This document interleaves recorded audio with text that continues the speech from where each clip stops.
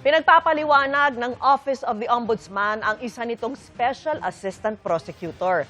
Kasunod yan ng alegasyon ni Ramil Madriaga na nakatanggap ito ng 60 milyong piso mula sa OVP. Nakatutok si Mariz Umali.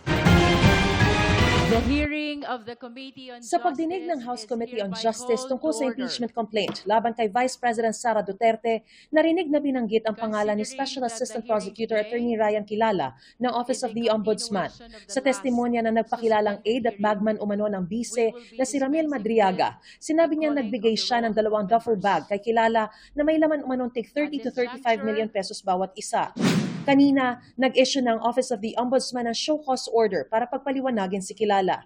For him to explain the allegations that have been exposed in not only the hearing but also the affidavit of Ramil Madriaga.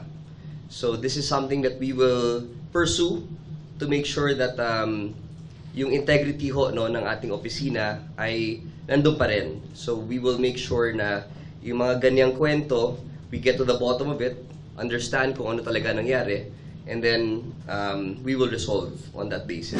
Binigyan si Special Assistant Prosecutor Kilala ng 48 oras para magsumite ng paliwanag. Kalakip ng show cause order ang kopya ng notarized affidavit ni Ramil Madriaga na siyang ginamit na batayan ng investigasyon. Mayroon namang 48 oras si Kilala para magpaliwanag kung bakit hindi siya dapat patawan ng disciplinary action.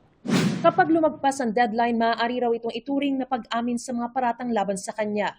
Ayon kay Clavano, hahayaan muna nilang matapos ang pagdinig sa Kamara bago kausapin si Madriaga. Kabilang pa sa mga alegasyon ni Madriaga ang umano'y panggugulo at pag-assassinate pa kay Pangulong Bongbong Marcos kung hindi ito susunod sa napagkasunduan umanong term sharing sa pagitan niya at ni Vice President Sara.